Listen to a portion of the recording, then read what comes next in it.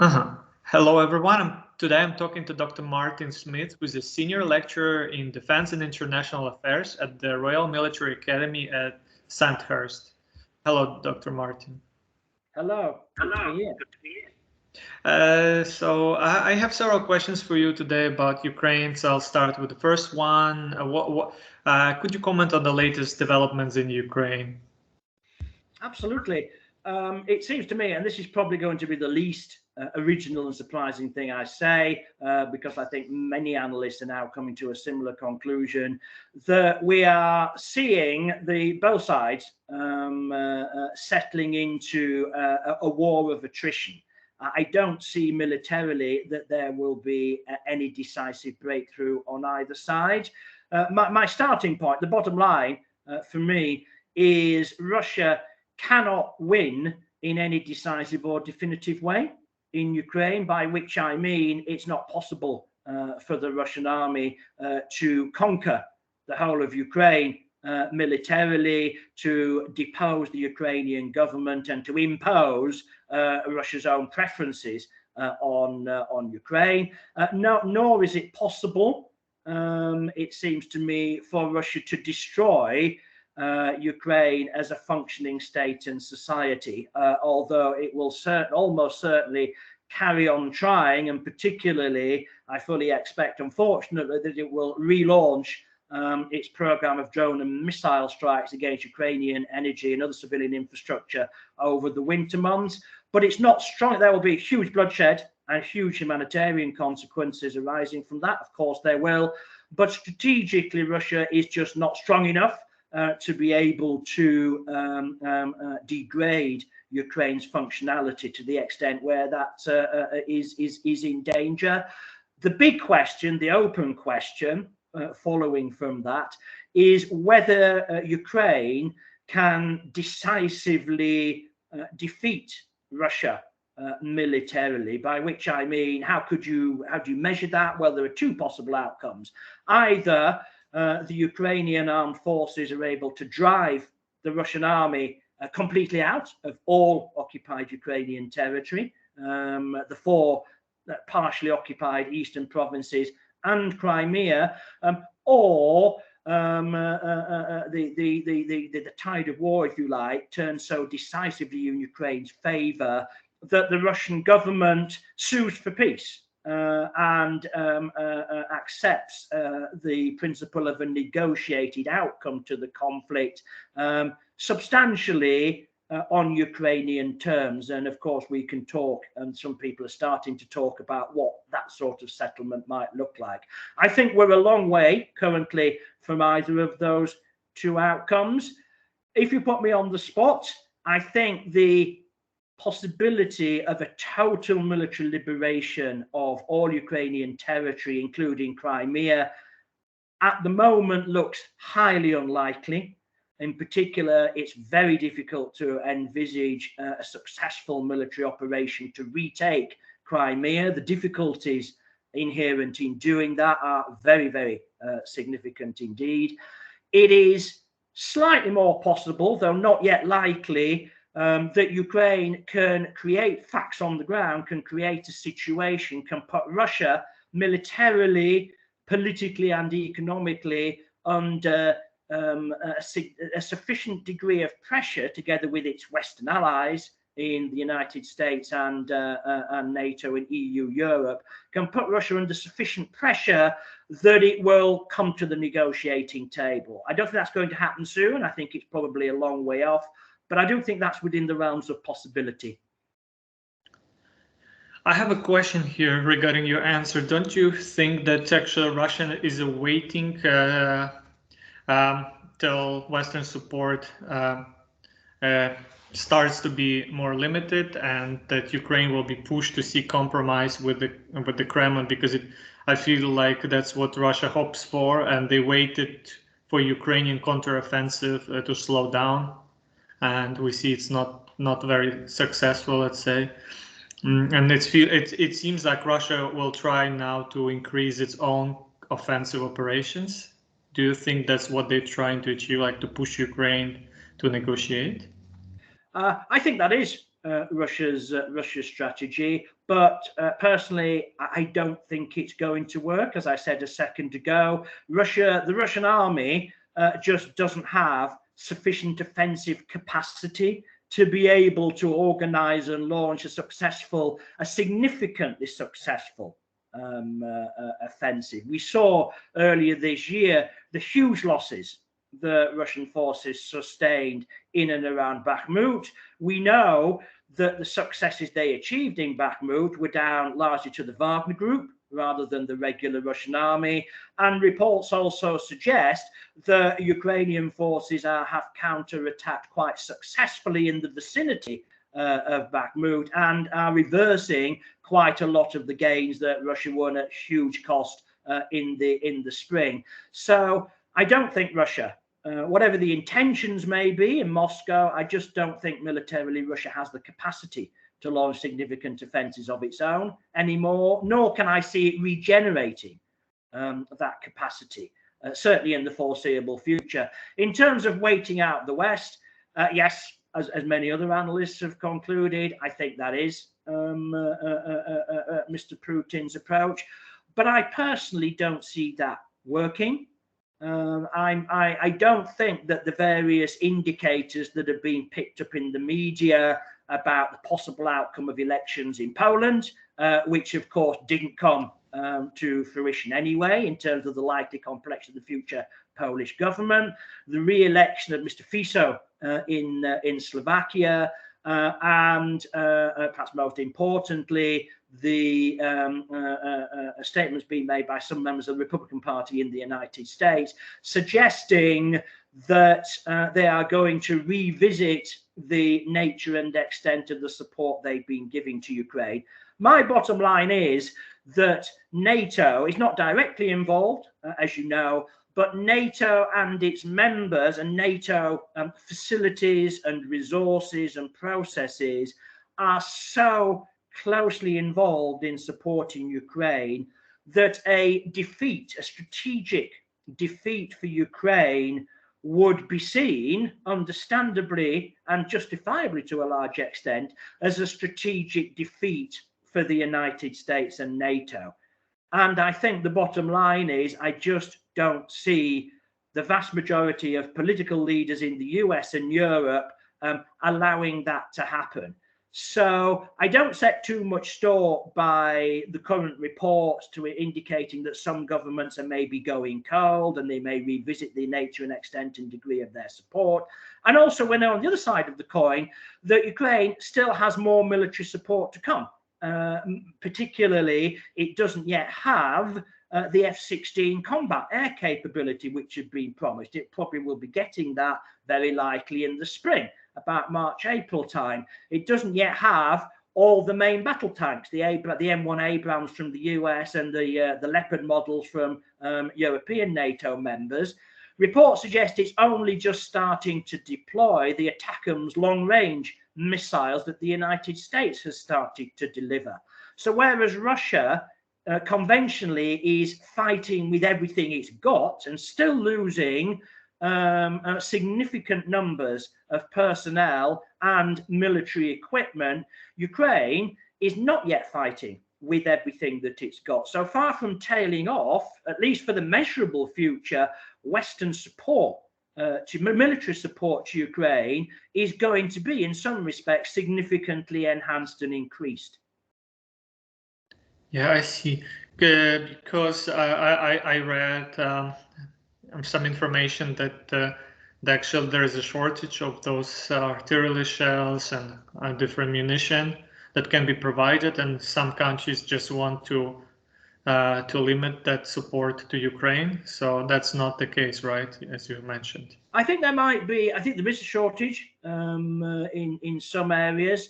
It will be, I think, a temporary shortage, dependent on the Western defence industry in particular, reopening and ramping up production facilities.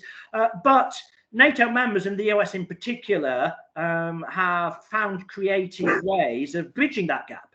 To witness the reports that have been in the media just recently that the United States has bought tens of thousands of artillery shells from South Korea, which it then in turn has donated to the Ukrainian army. That being because South Korea is a member of the Western Alliance overall, has condemned the Russian invasion, but for various historical and domestic reasons hasn't yet felt in the position to donate military equipment directly to Ukraine. So the United States has, if you like, got round that by buying the shells itself. So South Korea is selling military equipment to the United States on the understanding that the United States will then take the responsibility for donating to Ukraine. So there is a challenge, there is a production challenge, particularly in the arena of artillery shells and rifle ammunition. But as far as I can tell, creative ways are being found on the Western side to ensure that that doesn't become a significant shortage problem for Ukraine itself. That's great news, because I also came across some news that Russia has also some issues, and they actually reached a deal, right, with North Korea. So North Korea will be providing those artillery shells and some munition, Soviet style, right? Well, we don't know, and that is still an open. You're right. The meeting a few weeks ago, when Kim Jong-un travelled with great fanfare and show to Russia. As far as I know, and I might not be fully informed because, of course, there's a lot that we don't know, particularly about whatever North Korea does, but I've not yet come across reliable reports to suggest that significant numbers of North Korean artillery shells or other military equipment has started flowing into Russian stockpiles. It may do, but personally, I think we should wait to see. North Korea, amongst other things, is probably one of the most unpredictable and maverick states in the entire world. So I don't think in any respect we can take what North Korea apparently promises at face value, and I'm not sure Mr. Putin can do that either. At the moment, the only arms supplier that we know for definite is supplying Russia with significant military equipment is, of course, Iran, with the Shahed attack drones.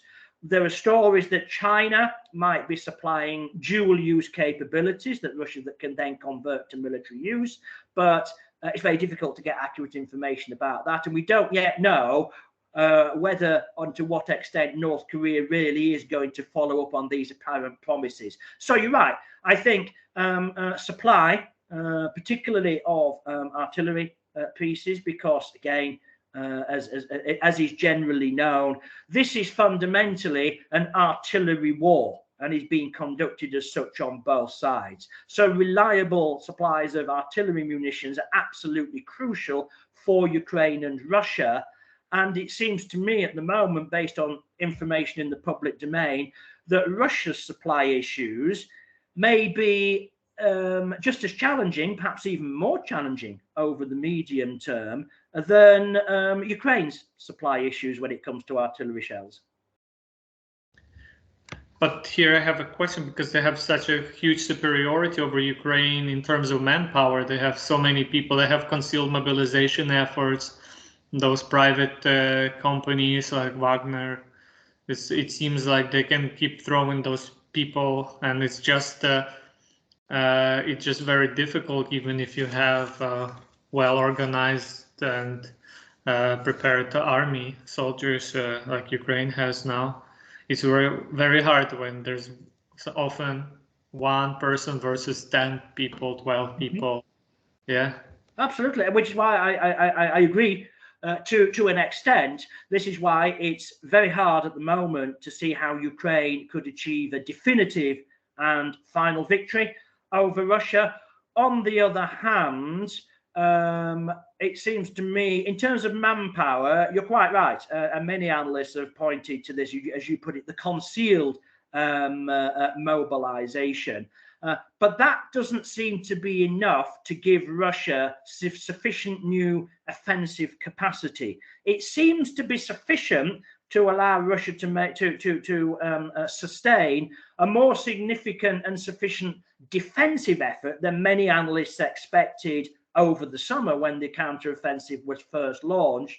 But it doesn't seem to be enough to allow Russia to take significant new territory or to retake the territory that it lost in Kharkiv and Kherson and so on last year. And I think there's a natural limit on what Russia can do in manpower terms, in my view, because Mr. Putin, as far as I can see, dare not risk ordering another mass mobilization. I think we saw what happened.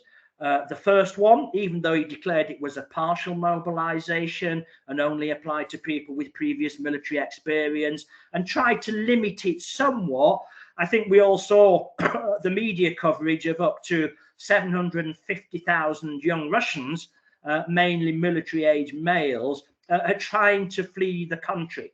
So I think Mr. Putin's advisors are very aware that if they tried something of that scale again, that could unleash political and social pressures and forces that possibly the state just could not control. And I think they're particularly aware of that after the Wagner mutiny in June, because we saw for a period of days, hours and days at least, just how critically weak, it seems to me, the Putin regime actually was in the face of that mutiny.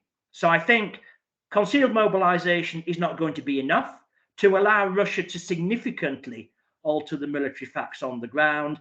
And I don't think Mr. Putin dare risk ordering a full-scale overt mobilization for the reasons I've just stated there. Having asked, so what do you think about the possible outcome of the situation? It seems like, for instance, Russia doesn't want to give up its ambitions, and Ukraine wants to restore territories like they looked like 1991.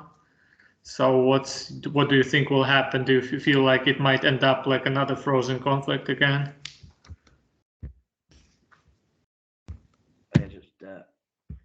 I think that the frozen conflict would be the worst possible outcome because two reasons. First of all, the situation will be even worse than it was for Ukraine between 2014 and February 2022, which was a frozen conflict. And as we found in February 2022, the problem with a frozen conflict is it can always be unfrozen and become an active conflict very, very quickly indeed. And that's why, personally, I don't support calls for a ceasefire along the existing lines, because it seems to me all that would do would be to create the conditions that would allow the conflict to be frozen again in an even more disadvantageous way in terms of lost territory from Ukraine's point of view. So to put it bluntly, I don't think either Ukraine or its Western supporters have at the moment any viable choice other than to press on with the counter-offensive and to try to take back as much territory, and in particular to place themselves in the best strategic position in the south to be able to significantly threaten Russia's current military position and to use that as a bargaining chip in a possible negotiating process. So is there a risk of the conflict being frozen?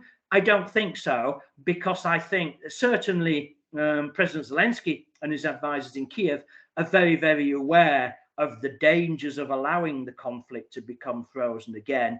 And I certainly support that line of thinking. As I say, the worst possible outcome, it seems to me, would be to accept, if you like, a refreezing of the conflict on terms which would be would leave Ukraine even worse off in terms of Russia remaining in occupation of nearly a fifth of its territory. And I see some people say that Ukraine should give up Crimea and try to negotiate the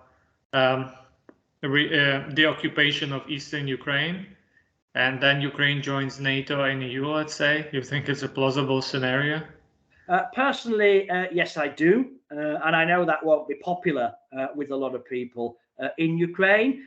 Having said that, I think it's a A second best scenario, in my view, the best outcome would be the complete liberation, as President Zelensky has repeatedly said, the complete liberation of every square inch of Ukrainian territory, not least because the Russian invasion and occupation is illegal. And I think we should remind ourselves about that. There are no circumstances under which an international law under which one state may legally attack and threaten and occupy the territory and threaten the sovereignty of any other state for any reason. If there are problems and arguments, they should be sorted out peacefully and by negotiation. And Russia has obviously violated those elements of international law. So that wouldn't be the desirable outcome.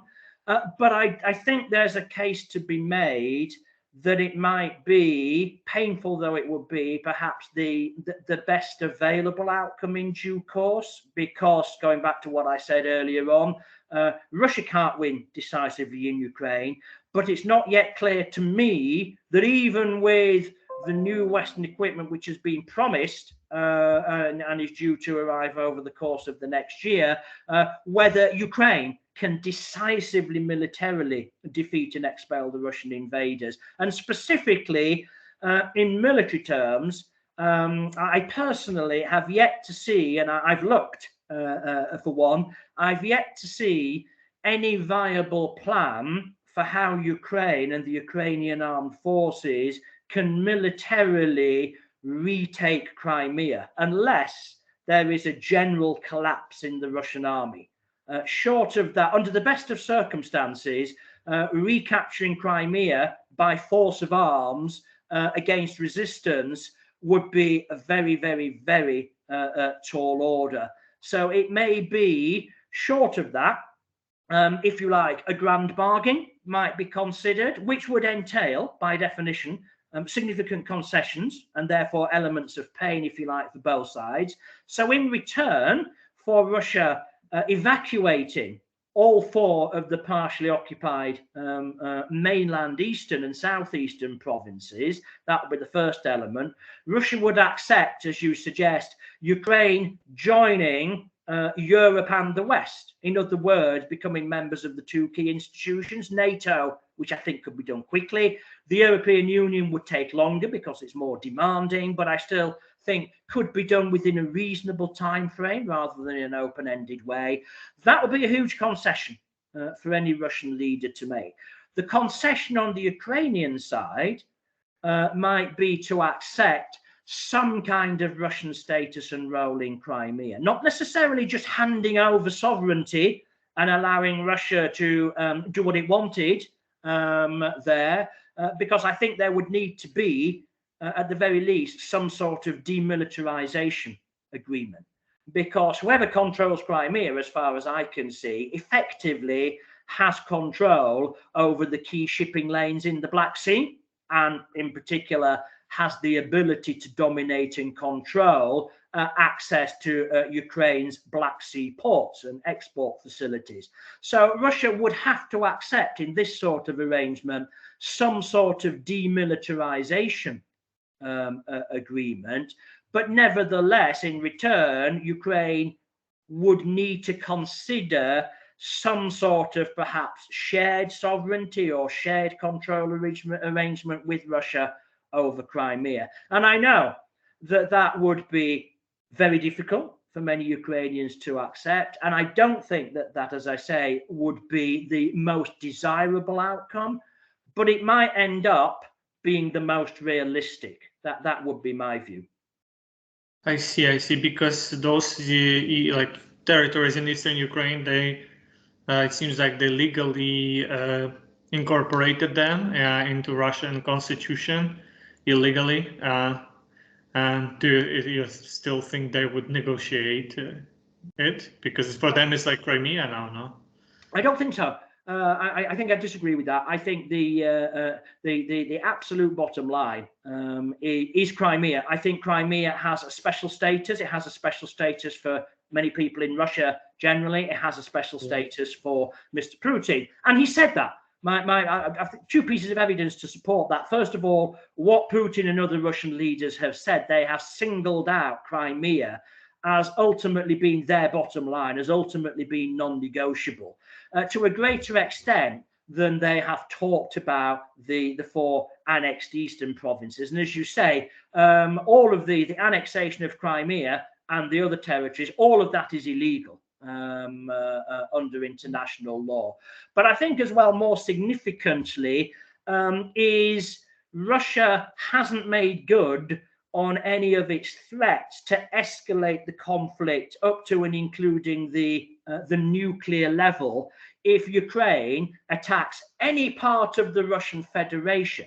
So in theory, according to Russian law, since last September, the Donbass provinces and Zaporizhia and Kherson have been parts of the Russian Federation, as has Crimea. And yet, as we also know, Russia does not control 100% of the territory of any of those provinces. And there have been some significant Ukrainian regains of territory in many of them, most spectacularly in Kherson last November, pushing the Russians back to the east bank of the Dnipro River. And that didn't bring any Russian escalation. So I would use that as evidence to suggest that with regard to those provinces, it was just talk, that they are regarded as being, in blunt terms, they are regarded as being expendable and subject to possible negotiation. But I think in the case of Crimea, and this might be another reason why it's very hard to see how a Ukrainian assault on Crimea could be successful, I think the situation with Crimea is different. And Russian leaders have repeatedly said that from their point of view, it is different. Now, flip that over, and going back to my answer to your previous question, Max, it may be that that does provide a negotiable opportunity.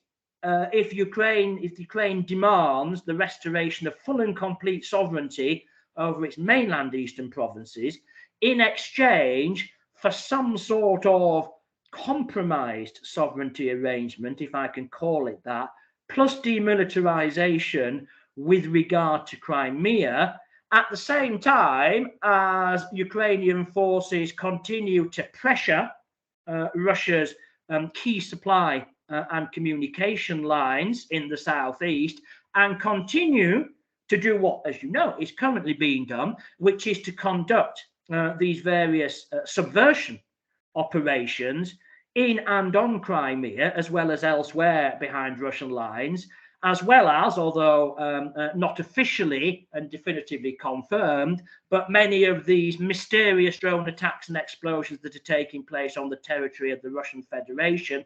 We shouldn't forget that these are part of the Russian counteroffensive, sorry, the Ukrainian counteroffensive as a whole. All of those, over a period of time, could add up to irresistible pressure on the military commanders on the ground, but also the political decision makers in Moscow, to come to the conclusion, look, you can't definitively win in Ukraine. That is completely off the agenda. You can't even conduct significant and sustainable local ground defenses in the south and the east. You don't have the military capability left to be able to do that. You are on the receiving end of conventional military attacks. You are on the receiving end of an increasing tempo of subversive operations in Crimea, and also on your own territory. So take those things together, and there's no sign that Ukraine is going to cease and desist from operations in all three of those areas. Maybe now, Mr. Putin, it's time to consider some sort of negotiated settlement, which will give you, because of course a negotiation, unpalatable though it may be, and this is the difference between a decisive military victory and a negotiated outcome. A decisive military victory is Russians out of every square inch of Ukrainian territory. A negotiated outcome, by definition, both sides have to get something in order to sign an agreement. And so Russia would need to receive something, and something significant, if that was the route that was gone down. What's the most significant thing that Russia could receive? in my judgment, it is some sort of continuing presence in and continuing element, if not complete, continuing element of control over Crimea. And let's not beat about the bush. What I'm saying, what I'm suggesting here, would be a big concession for Ukraine. It would be a big concession for President Zelensky or any Ukrainian leader. And after all the death and destruction, it would be a big concession for Ukrainian society per se. So none of this is easy. You'll be as aware of as I am, Max, that there are no good or easy outcomes to this conflict, short of the complete liberation of Ukraine's territory. And even that would be extremely costly in human terms going forward. So I'm not saying that this is my preferred outcome, but I think considering all the other possibilities and all the other dangers, on the one hand, the difficulty, if not impossibility, of a total military victory, on the other hand, the risks and dangers that we've just talked about of allowing a new frozen conflict to develop effectively through a premature ceasefire, perhaps the least worst outcome from the point of view of Ukraine, not perfect, but the least worst outcome would be a negotiated settlement involving some kind of compromise and concessions over the future of Crimea. That's my bottom line as I see the situation at the moment. But don't you think that the Kremlin thinks like they already have Crimea? They have, I'm sure, nuclear weapons deployed there. It's theirs. Like they don't need to. It's harassed and attacked by Ukrainian drones, right? So, but they can just think like we don't want to negotiate Crimea's Crimea anyway, and they just don't want Ukraine to join NATO and EU. They don't think Ukraine is a country, as a sovereign nation. So I don't you think that they just will keep pushing to create a buffer zone on several, states on Ukrainian territory? It seems like they don't want to compromise at all. At the moment, I think that's right. And I think for a while yet, and a while might mean years rather than months, I certainly don't see a speedy conclusion to the war in any sense. But I think, therefore, I agree that is probably part of the Russian calculation, is to ride it out, and as you said earlier, until Ukraine begins to lose military capability, because Western assistance and support begins to dry up over the medium to longer term. I'm not sure I see the support drying up for reasons we talked about earlier. In the meantime, in my judgment, the task of the Ukrainian effort, the overall effort, not just the conventional ground force effort in the 4 eastern provinces, but also the, if you like, the unconventional, the drone and missile, the special forces actions which have been taking place in Crimea and elsewhere, is to sustain that. Essentially, it's to make the Russian position, current Russian position, unsustainable. So that Mr. Putin's advisors, and this won't happen quickly, Russia is not going to sue for peace overnight. I wouldn't be at all surprised if you and I are having a similar conversation next year and it still hasn't happened.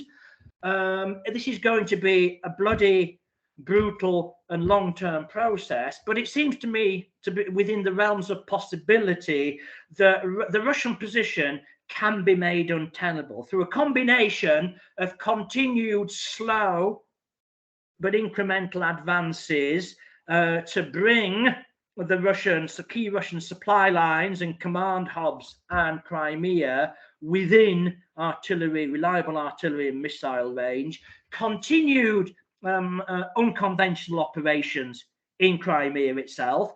And I think my own view is they're more significant than just a few drone strikes. I think we're aware of the recent reports that effectively the Russian Black Sea Fleet has been put out of action. Not by being destroyed militarily, but because the various attacks that have taken place via air and the so-called sea drones have had such a deterrent effect that some of the Black Sea Fleet has been moved to the safety of ports in Russia, and the rest effectively is confined to its home port in Sevastopol. So I do think there is evidence that the unconventional leg of the Ukrainian counter-offensive is actually hurting Russia's military capability in quite significant ways.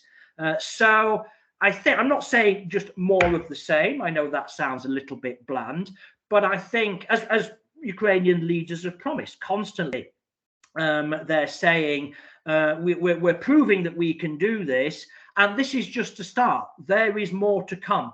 If Russia thinks that this is bad, they haven't seen anything yet. Now, of course, some of that might be just for morale benefit on the home front, and to show Western donors that Ukraine is making best use of what it's got.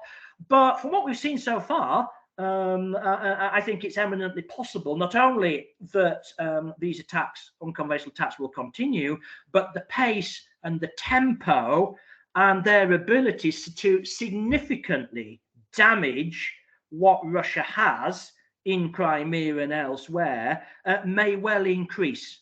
So you're right. If I just final sentence on that, Max, I think both sides ultimately have the same strategic goal. Russia is trying to wear down Ukraine and wear out the patience of its backers in Europe and the United States.